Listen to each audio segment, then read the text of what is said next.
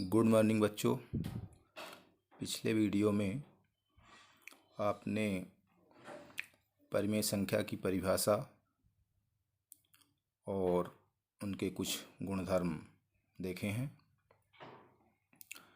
आज हम परिमेय संख्या से संबंधित कुछ और गुणधर्म देखेंगे, लेकिन उससे पहले कुछ महत्वपूर्ण बातें आपको बताना चाहेंगे कि जो भी आप ये पढ़ रहे हैं, वीडियो के माध्यम से पढ़ाया जा रहा है, उसको आपको डेट वाइज कॉपी में, फेयर कॉपी में लिखना है, तैयारी रखना है। कभी भी आपसे पूछा जा सकता है, यह कॉपी देखी जा सकती है। यदि कोई समस्या है तो आप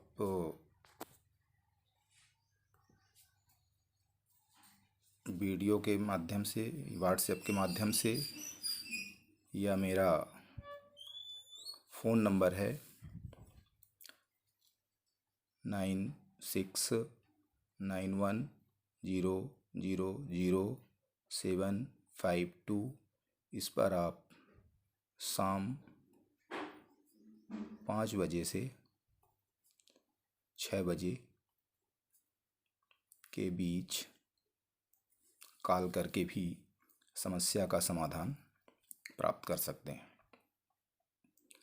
तो आइए आज देखते हैं परिमेय संख्या का एक नया गुणधर्म, जिसे साहचर्यता या सहचारिता के गुण धर्म के नाम से जाना जाता है। तो पहले योग में देखें।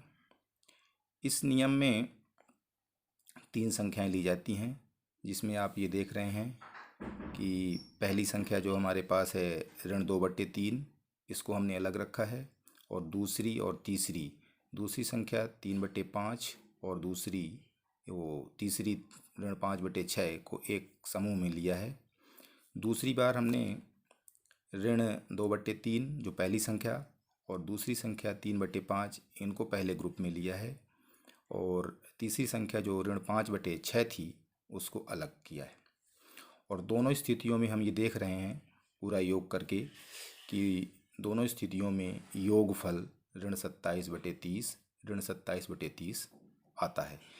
तो ये केवल इन्हीं संख्याओं के लिए नहीं, आप किन्हीं भी 3 संख्याओं के बीच इस नियम को देख सकते हैं। तो प्रत्येक स्थिति में आप पाएंगे कि यदि व्यापक रूप में देखा जाए तो A, B, C यदि 3 परिमेय संख्याएं हैं तो A + B + C बराबर A + B + C ये बराबर होता है। इसका मतलब ये है कि परिमेय संख्याएं योग की संक्रिया के सापेक्ष सहचारिता नियम का पालन करती हैं। इसी तरह से गुणन की क्रिया में भी परिमेय संख्याएं सहचारिता के गुणधर्म का पालन करती हैं। यहाँ पर हमने 3 परिमेय संख्याएं ऋण 7/3, 5/4, 2/9 को लिया है। पहली स्थिति में हमने दूसरी संख्या और तीसरी को एक ग्रुप में रखा है, और दूसरी स्थिति में पहली संख्या और दूसरी को एक समूह में लिया है, और दोनों स्थितियों में गुणा करके हमने प्राप्त किया है कि इनका जो गुणनफल आया है ऋण 70/108, ऋण 70/108। तो ये किन्हीं भी 3 संख्याओं के लिए नियम व्यापक रूप में, यदि A, B, C 3 परिमेय संख्याएं हैं तो आप देखेंगे कि A × B × C बराबर A × B × C प्राप्त होता है, जो दोनों स्थितियों में समान होता है। इसका मतलब ये है कि परिमेय संख्याएं गुणन क्रिया के सापेक्ष सहचारिता नियम का पालन करती हैं, किंतु व्यवकलन की क्रिया यानी घटाना, जिसको कहते हैं घटाने की क्रिया और भाग की क्रिया के सापेक्ष ये परिमेय संख्याएं सहचारिता नियम का पालन नहीं करती। अब अगला नियम देखिए, शून्य की भूमिका।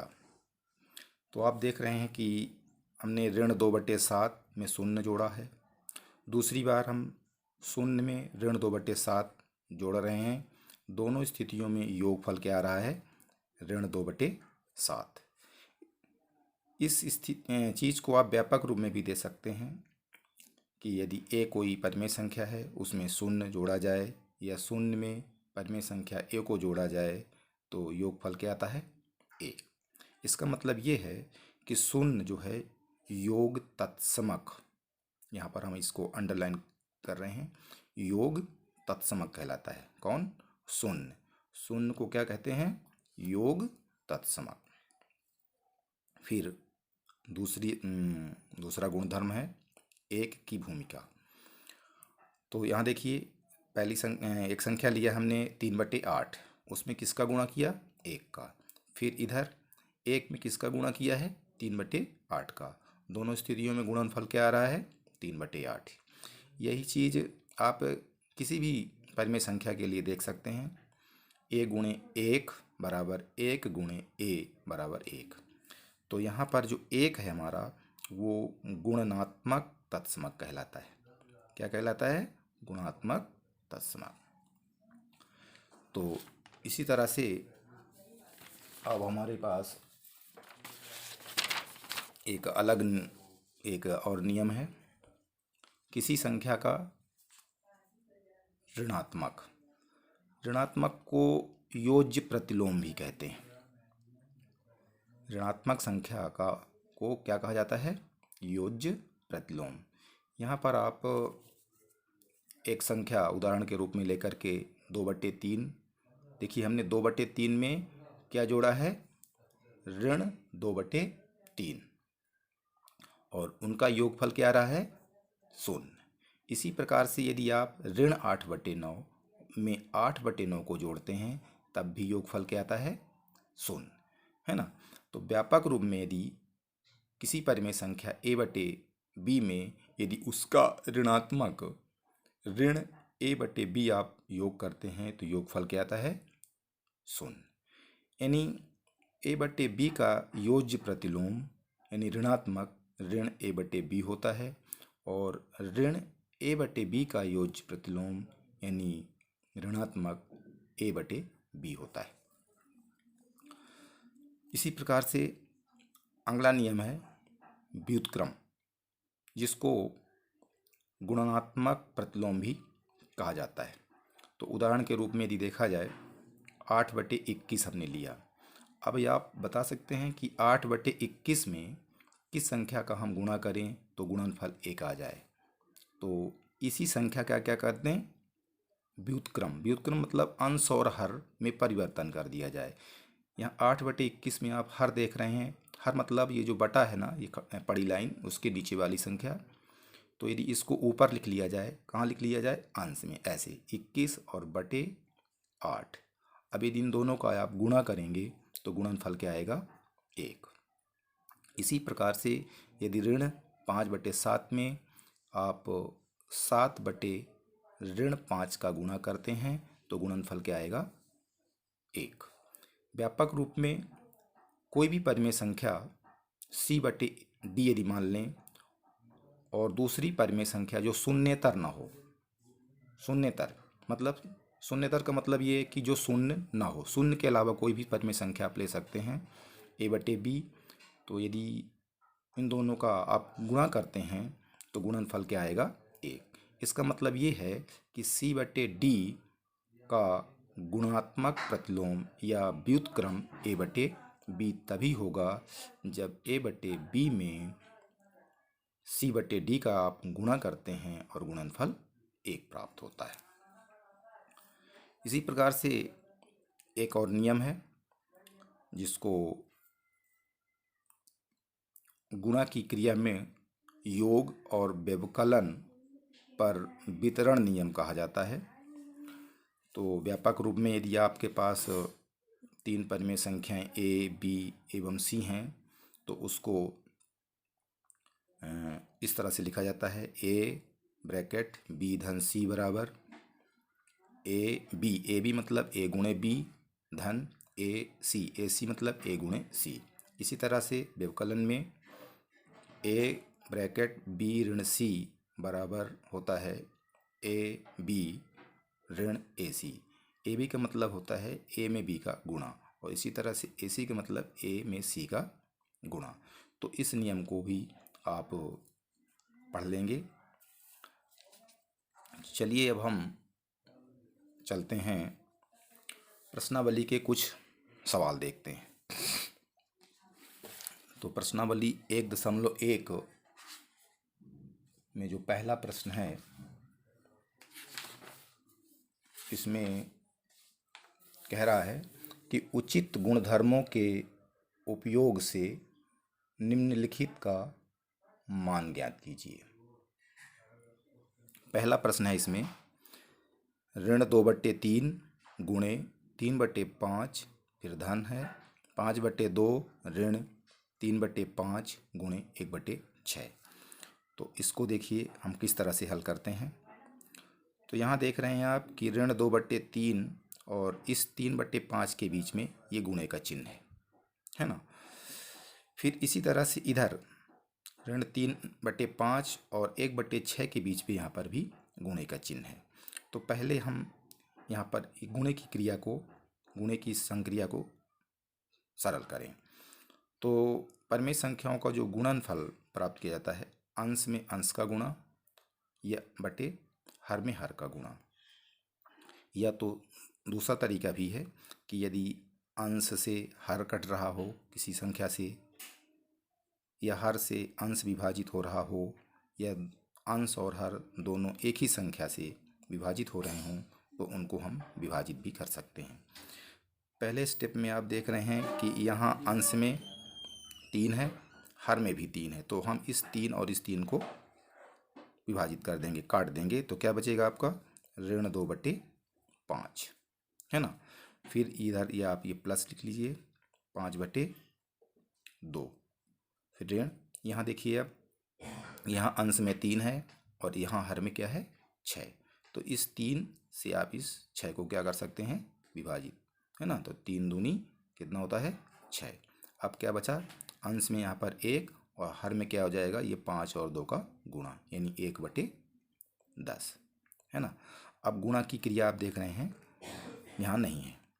अब क्या दिख रहा है आपको, केवल व्यवकलन और योग के चिन्ह।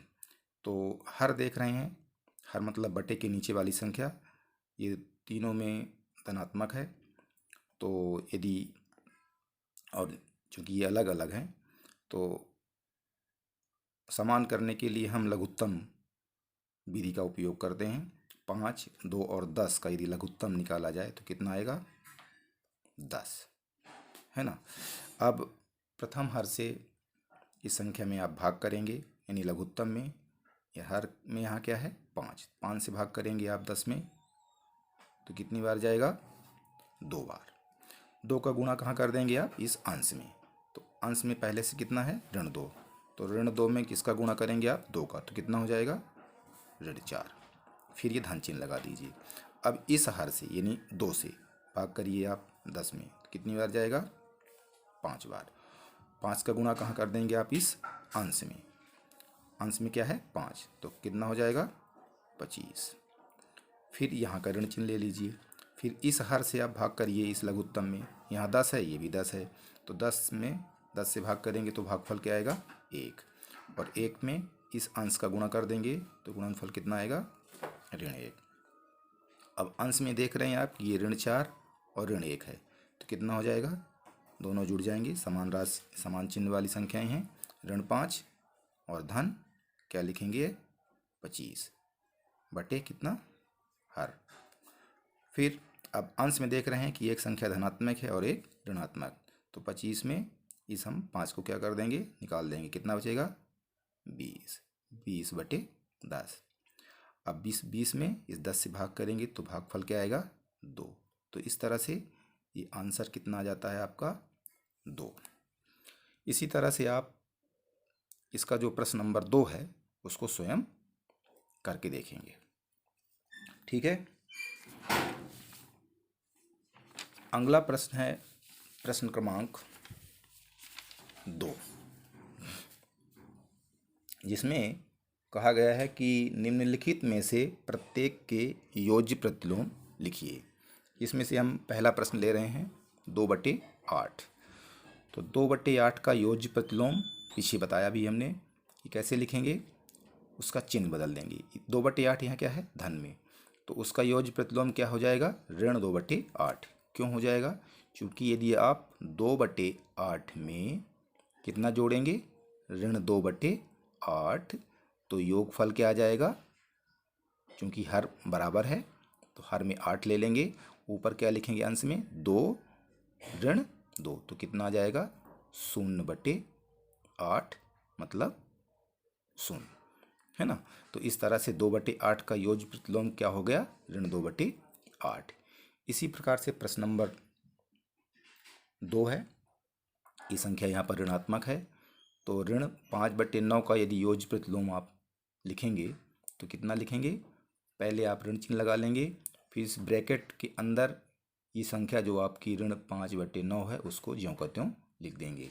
तो इस तरह से जब ब्रैकेट खुलेगा तो संख्या क्या मिल जाएगी, 5/9। तो उसको आप इस तरह से भी समझ सकते हैं कि यदि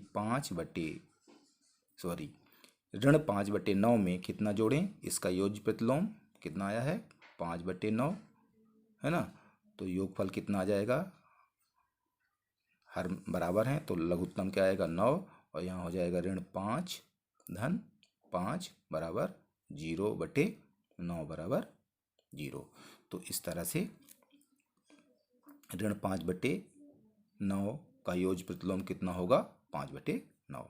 ठीक है। अब देखिए प्रश्न नंबर 3। यहाँ पर x के कुछ मान लिए गए हैं, x को एक परिमेय संख्या माना गया है। x बराबर कितना लिया गया है, 11/15। उसके लिए हमें एक नियम दिया गया है जिसका सत्यापन करना है, माइनस फिर ब्रैकेट के अंदर -x बराबर x, है ना। इसको क्या करना है, जिसकी अंडरलाइन कर रहे हैं हम, इसको सत्यापित करना है। सत्यापित करने का मतलब कि ये बायां पक्ष और ये दायां पक्ष दोनों बराबर है। तो x बराबर कितना लेना है, 11/5। अब 11/5 का यदि आप क्या निकालें, योज्य प्रतिलोम, x बराबर 11/5 का क्या लिखें योज्य प्रतिलोम, तो कितना लिखेंगे, ऋण x, है ना, मतलब ऋण 11/15।